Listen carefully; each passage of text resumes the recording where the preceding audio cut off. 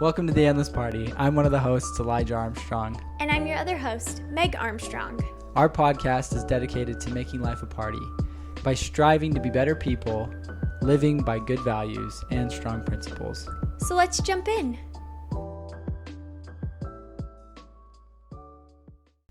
Hello, everybody, and welcome back to the Endless Party. Welcome, everybody. We're glad you're here with us.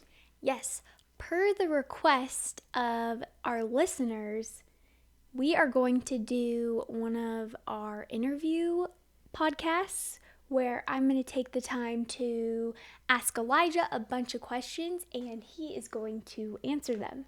Yeah, so this whole preface is so you guys get to know us better. Yeah.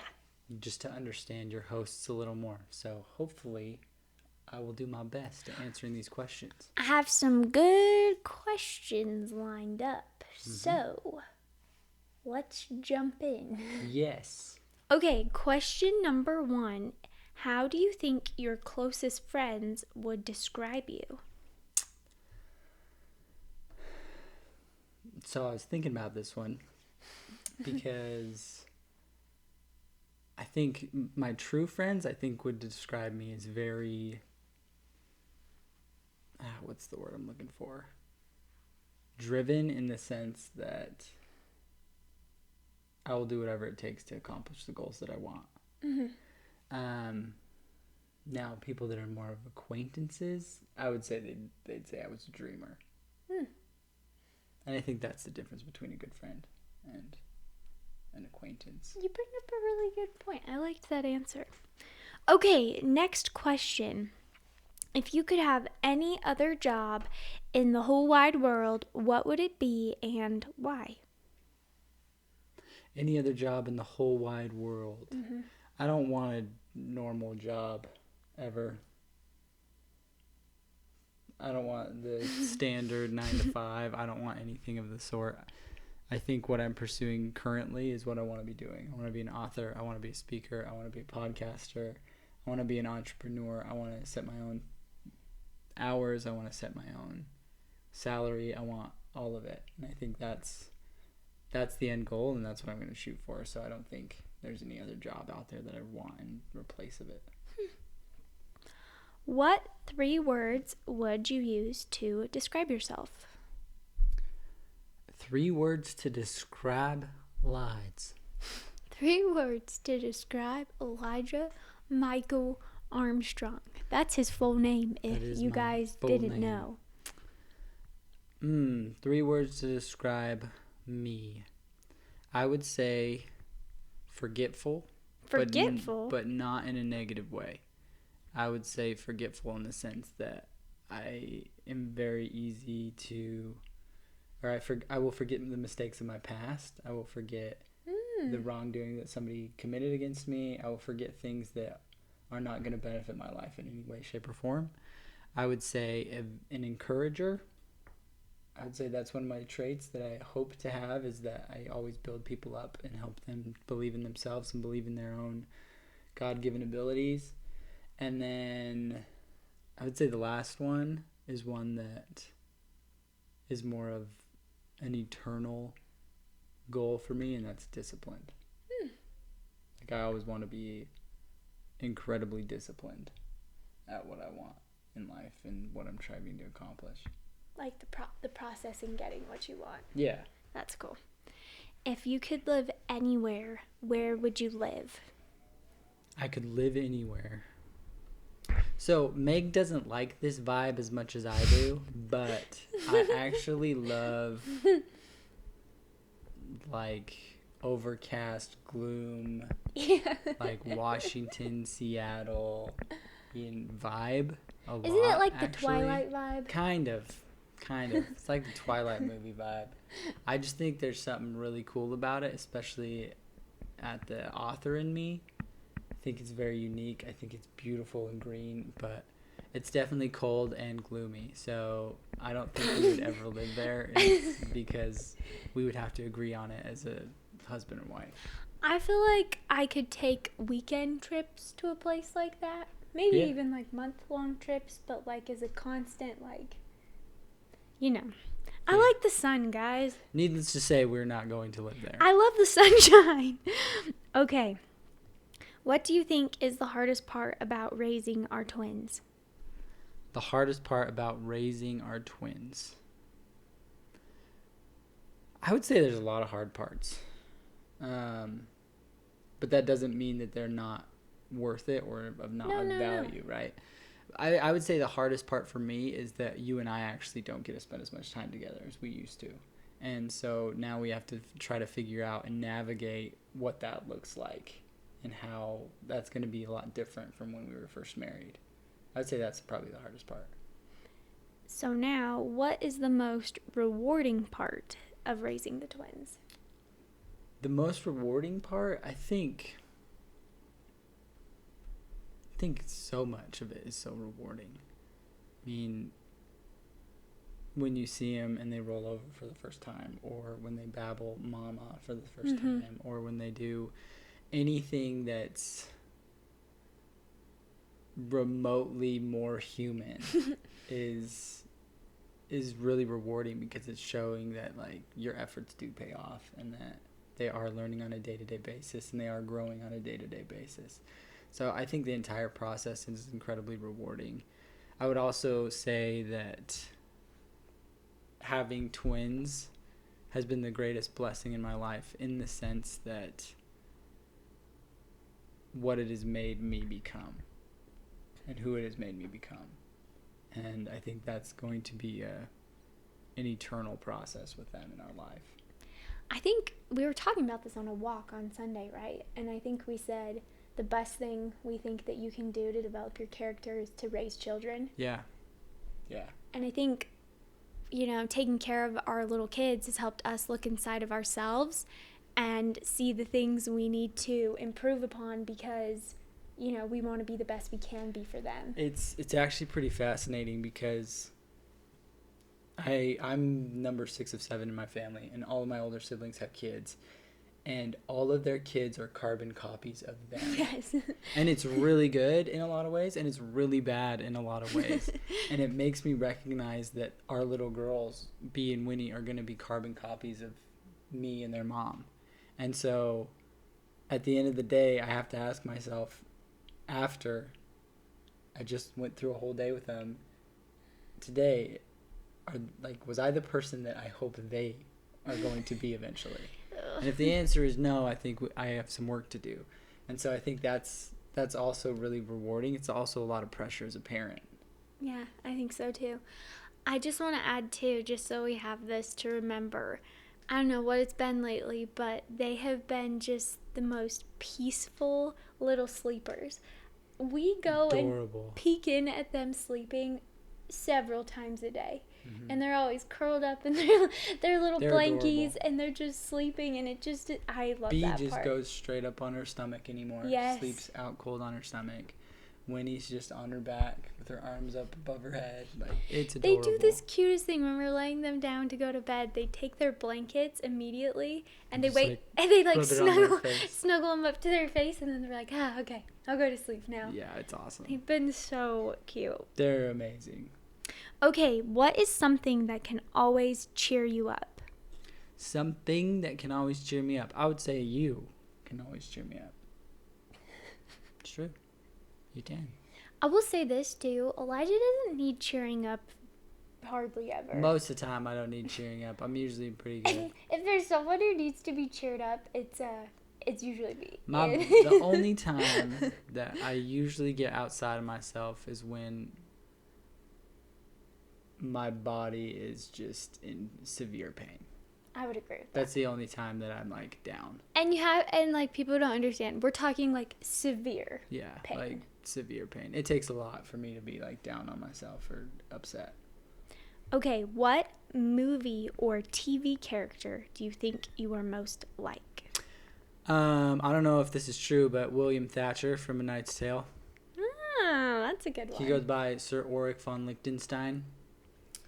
And the reason being is my wife doesn't believe I'm blonde. I am a blonde. Actually, comment below. Sun bleached. You think he's to be blonde? honest, but my hair, like I haven't seen the sun that much this summer. So, anyways, that's part of it. But also, I think he just has this. If you haven't seen the movie, go watch it. But he has this personality that even though he's the son of a Thatcher who is nothing, he's next to a peasant, he has this inner voice that says that he is deity, that he is great, that he is royalty, and eventually he becomes that because he believes in it. And I hope that's the type of person I exemplify. That's cool. Yeah. What do you value most in a friend? I think I actually made reference to this at the very first question. I don't think a true friend is somebody who believes that you're a dreamer. I think a true friend is somebody who believes in you, period. No matter how outlandish or crazy your ideas sound. And so I would say the greatest attribute any true friend can have is an undying belief that their friend can accomplish great things. That's what I would say. I like that. Yeah. What was your first impression of me? My first impression of Meg was that she was a very cute and, what's the word I'm looking for?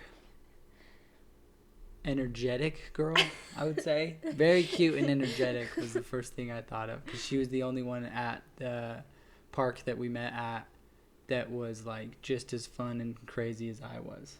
Everybody else was pretty like, just like plateaued.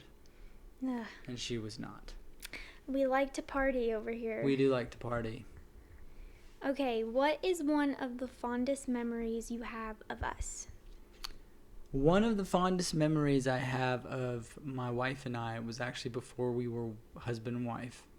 And we were in my bedroom at university. And it was snowing outside. And it was really late. I want to say it was like 1 or 2 a.m. And I turned my bed.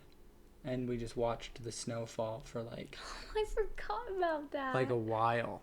I don't even remember how long it was, but it was a while. That's all we did. We just sat and watched the snow fall from my bedroom window. It was a good time. It was a good time. I think I was like, I want to watch the snow fall. Yeah. And you're like, hey, I'll just turn my bed around. Yeah, and we did, and it was a really good time. No. I don't even think we talked. I don't think we did either. Yeah. We just enjoyed it. It was really nice. It was so peaceful. Yeah. You know how The whole world was quiet. I think snow's cool because everything was really bright. Everything was bright and everything white. gets like silent. Yeah. Because it acts like a sound barrier. Yeah. Everything just cool. felt right in the world. Yeah. What is one of the hardest things you have had to overcome? I would say one of the hardest things I had to overcome was letting go of a dream and ambition that I had been working on for 14 years of my life.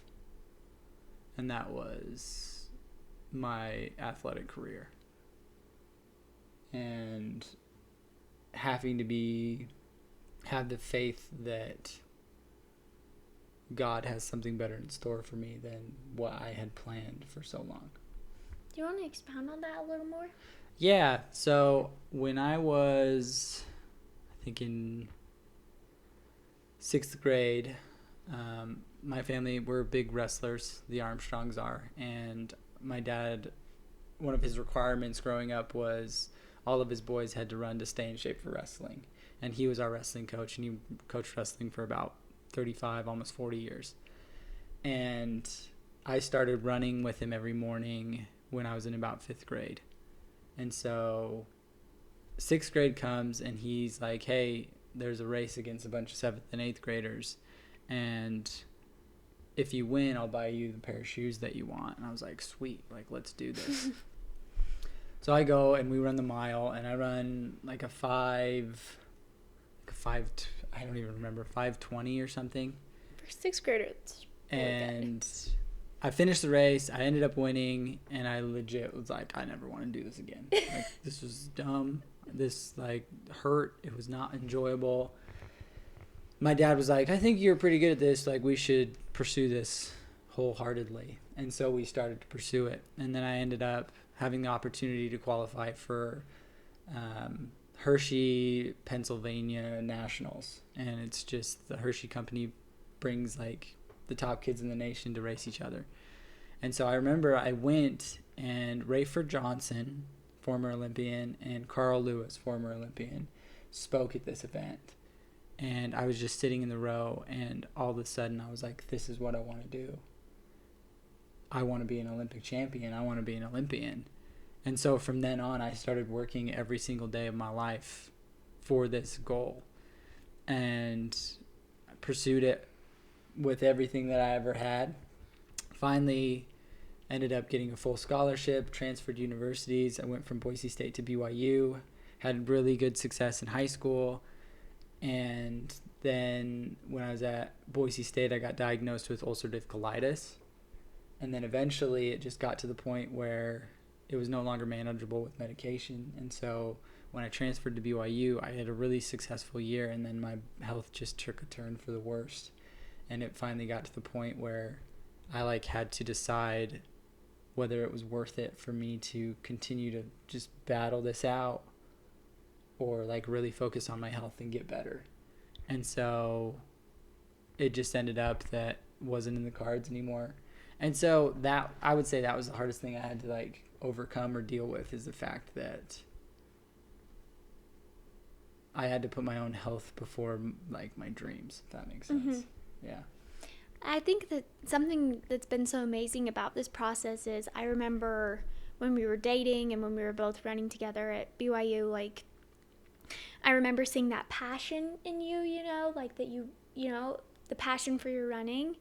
But it's been amazing to watch how, you had to completely, shape your new identity. Not your identity, but completely reshape your purpose, your life's purpose, and find it.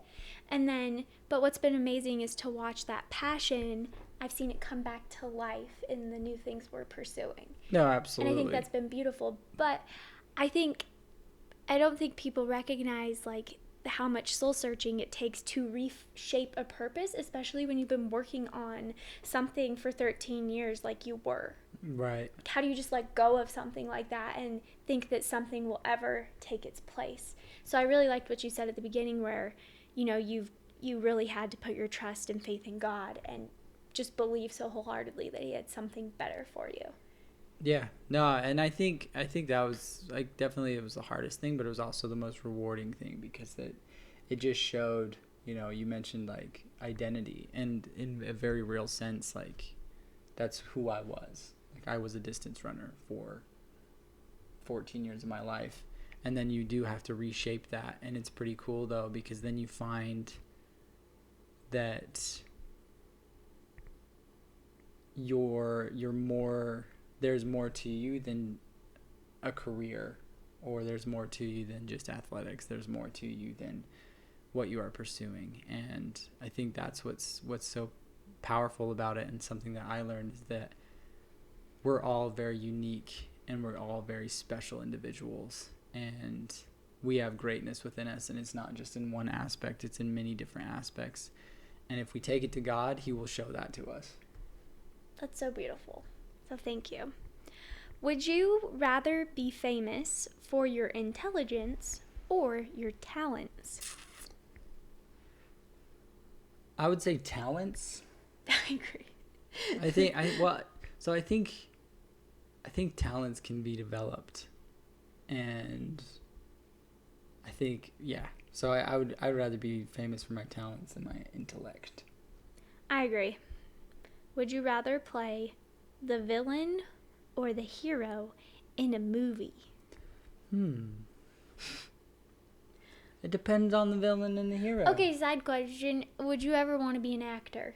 Say you're single, no wife, no kids. Would you ever want to make it big in Hollywood? Yeah. You think so? I think everybody wants to make it big in Hollywood to some extent. I think you'd want to be on the big screen. You'd want to represent, Luke Skywalker, Captain America, or whoever else. Okay, so are you Darth Vader or Luke Skywalker, or are you Captain America or Loki?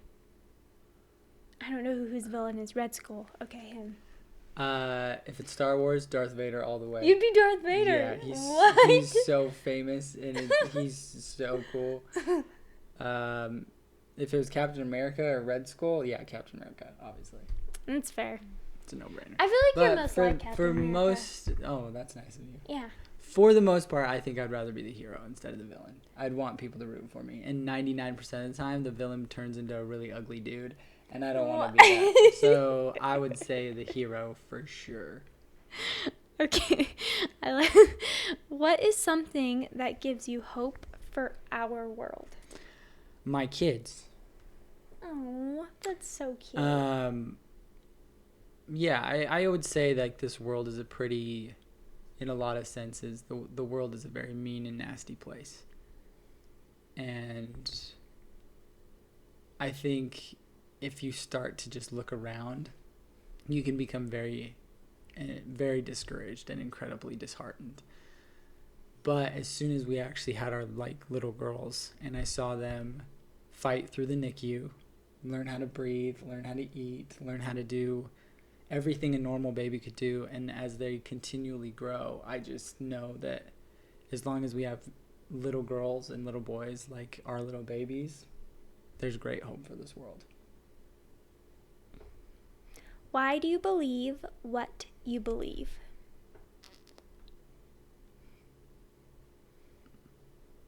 So I think there's a quote, and it reads something along the lines that men's greatest powers come from the things in which he cannot see. And let me expound on that. If you think about it, love is one of the greatest powers in the world. You can't see love. You can see the attributes of love that love brings, but you cannot see love itself. And when it comes to my personal beliefs, there is nothing about my beliefs that I have been able to see. Nothing about it that should explain why I believe what I believe in. But the feelings that I've experienced, the tender moments that I've had with God, with Jesus, with living by his principles and his precepts are undeniable. Like it is now to the point in my life that for me to deny the experiences and feelings that I've had from God would be like me denying that I've seen the sun. Like it is that profound. And it's come to the point where I believe more in the feelings that I've had than my own senses. Does that make sense? Yeah. Yeah. I think that's perfect. What I would say. What is your go-to comfort food? Go-to comfort food. I would say there's a lot. So I love junk food. Like I love it. I love all junk. You know, candy, chips, fast food, McDonald's. I love it all. That doesn't mean I eat it all the time. But comfort food wise, I would say McDonald's chicken nuggets if it's fast food. Taquitos. Oh my goodness. Let's in pause. The freezer section. Let's pause and talk about taquitos. Taquitos are so good. Oh my goodness. Elijah surprised me the other night. We had already eaten dinner, and Elijah and I are just energetic. We work all day, and so we're hungry all day. So even though we'd eaten dinner, we were both hungry. And unbeknownst to me, he goes to the store. I think we needed we needed Tylenol. Our baby was sick. So he goes to the store. And he comes back and he's like, I brought you something. And there in the grocery bag was this box of taquitos. And I was like, oh my goodness. They were really good. This is the best day ever. Yeah. Anyways, it was really special that night. It was really special. And so taquitos for the win. If ever you guys need you just need a pick-me-up. Pick-me-up, taquitos. And they're so good. They're really good. They're amazing. And then I would say any candy. I love candy. I love gummy bears. I love gummy worms. I love the Sour Patch watermelons. I love Fast Breaks.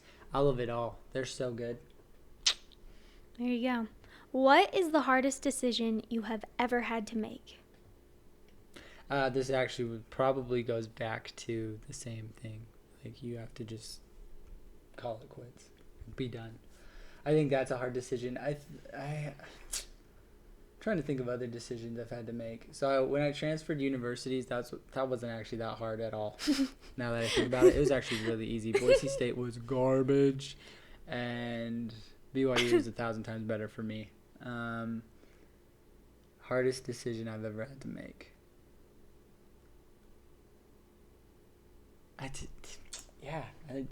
would say that. I would agree. Yeah. Maybe marrying me. Nah, that wasn't hard. Oh. That was a very easy decision. I think people have they have a misunderstanding when it comes to marriage, because of course you're going to be nervous to get married. Yes. But I think it's not just nervous, it's excited, it's anxious, it's elated, it's everything in one, and it should be. Yeah. You know? You're taking a huge risk to either have this person trust everything. Yes. And run with it and choose you every day, or run away with it stomp and not on your choose face you and just destroy your whole life. It's a big deal. It's a big deal. And so I think I think marrying you was a very easy decision. Does that mean that I didn't have a plethora of emotions on the day? No, of course I did. Makes sense. But we're still here. We're still here. Over 3 years of marriage. So. What word do you think best describes our family? What word describes our family? Yeah. Ooh. Me, you, B, Winnie. I feel like there's so many. I feel like there are too. I don't know if there's just one. I hope it's enthusiastic. Enthusiasm. I think that word is so good. It's such a good word. If you break it down, it comes from the word ethos. Right? Enethios? Enethios, which means God within. And I don't think there's a better term out there for anybody. So you should be enthusiastic, and I really hope our family is known as enthusiastic. I like that. Yeah. What is one thing you cannot live without?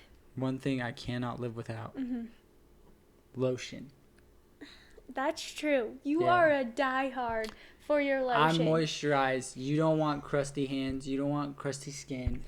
I have to have lotion after every single shower, or it is not. Give a shout out to your favorite brand. It's Suave. Maybe we'll get a. That's my favorite brand. Maybe I actually don't know how to say that brand. Is it Suave or Suave? I don't know. I say Suave. It's literally like the sounds Walmart really brand. Fancy. It sounds like Gucci of lotions. Suave. So I say Suave. It's not Suave. I know that's not how it's pronounced, but that's how Is it just Suave? Probably. It's Suave. Suave. You should comment below if you actually know the name, but I say it's Suave. Suave. What are two things you think we have most in common? You and I? Mm-hmm. That's a toughie. Two things you and I have most in common, I would say, one, our relentless pursuit for the greatest this life has to offer. I don't think I've ever met anybody else that has the same desire for the best this world has other than you. And I don't know. What's the next one? I would say there's a lot we have in common. I think the fact that...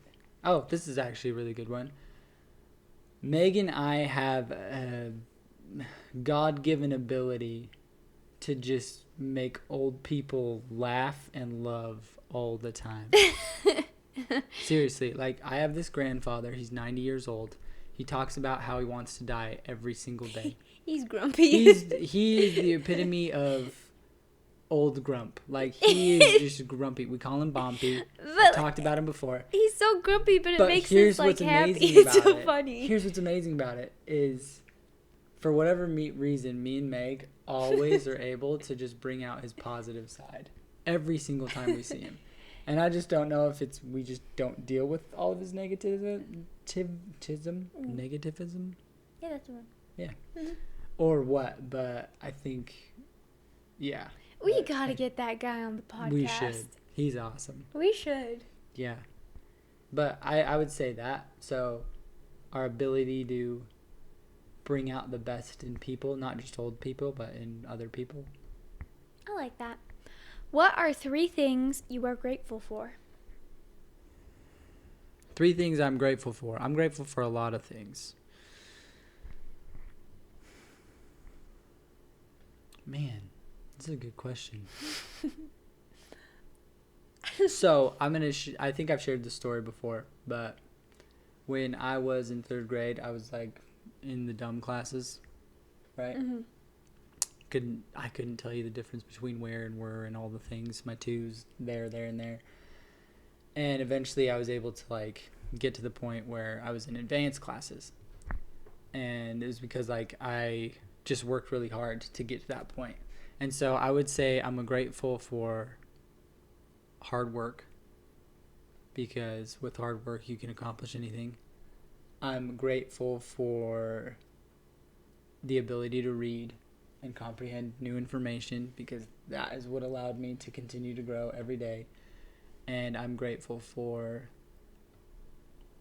trying to find one more like really profound thing to say, you know? Mm-hmm. Taquitos. Yeah, tequila. No. And then I'd say I'm grateful for the influence of other people on my life, for good and for bad, because I think we can learn from every single person we interact with. Yeah. What is something you think of as an everyday miracle?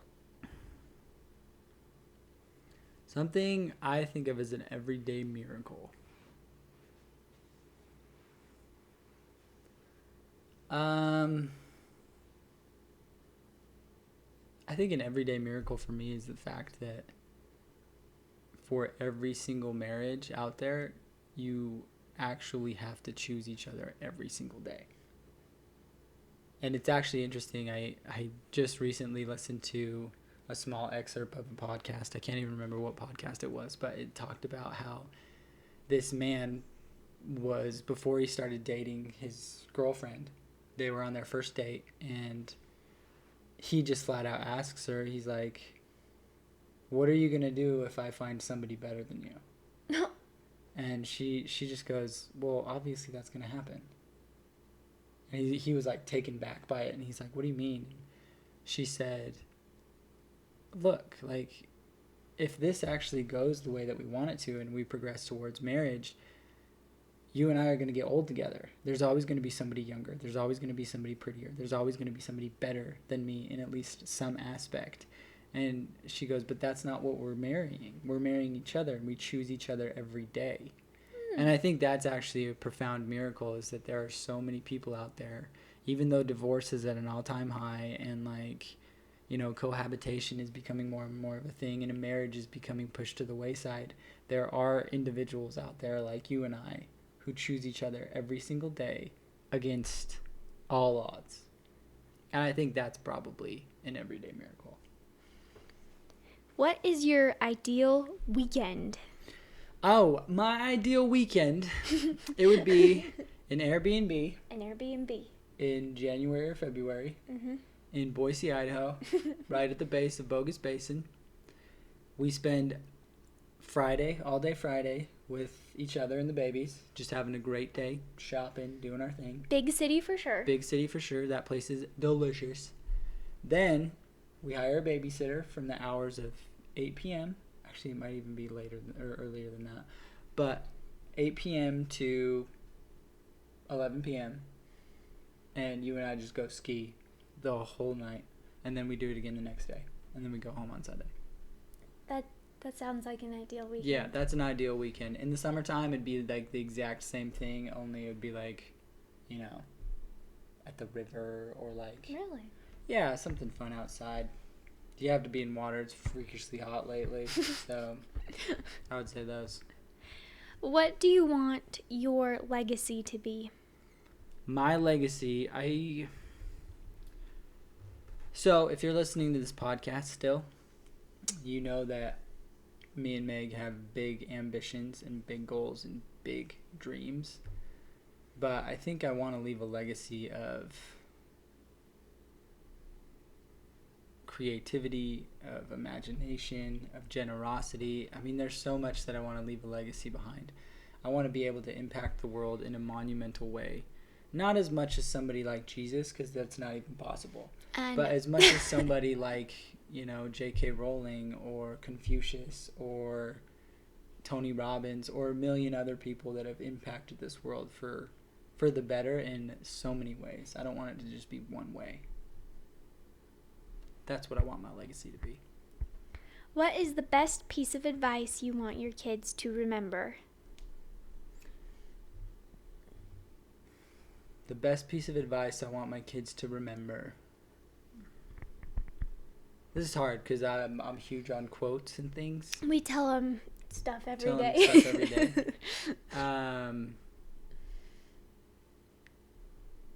This one was so I'll share two. One is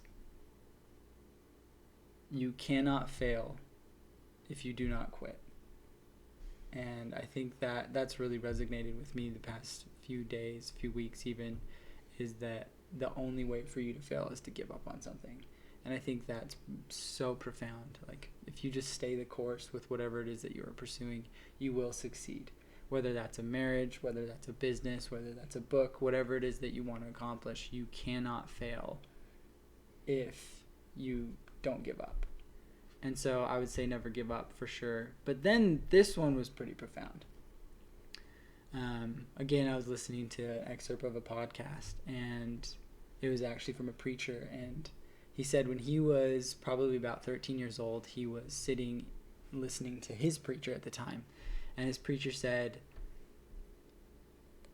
the greatest piece of advice I can give you is to treat every single person you meet, friend, foe, stranger, or relative, as if they were the savior. And this little boy took it to heart, and so he went home and his mom was doing the dishes, and he immediately thought, oh, if that was the savior, I would go and help him. And so he immediately starts and helps his mom do the dishes. And then that evening they were having dessert, and there was one cookie left, and his little brother is looking at it, and he finally just goes, if it was the savior, I'd offer him that cookie. And so he goes, hey, why don't you have this? And he gives it to his little brother. And he's like, that one piece of advice that this man gave me to treat every single person as if they were the savior has resonated with me to this day. And I think that can go so far in this life, is if we treated them like the savior, or live the golden rule and treat him, the way that we want to be treated. Mm-hmm. And so I would say those two have just been really on my mind lately. Whether or not that's the best piece of advice, that's to be up for debate. But those are two as of late that I've really enjoyed. What are your 3 favorite topics to talk about? 3 favorite topics to talk about. I would say self-improvement, parenting, and relationships. I like that. Yeah, that's what I would say. I like talking about my marriage with my beautiful wife here, and how the things that we've seen successful moving forward and how we can help other people to do the same. I love talking about our parenting because I think it helps us self-discover and solve problems that we may be struggling with, as well as hopefully help those out there that are parents themselves. And then obviously self-improvement, because every single person out there needs to improve themselves. Mm-hmm. So those are my top 3, I would say. You had like a number 4, fun 4 or something. Would it be like movies? Ooh. I mean, if it's not... It's like with Mal. Say it's like with your brother. If it's with my little brother, I would say... Movies, comedy, nonsense. Like, there's so many things. There's so, like... Yeah, I would say those. In 10 years, how would you like to describe your life? In 10 years, how would I like to describe my life? That's a really hard question.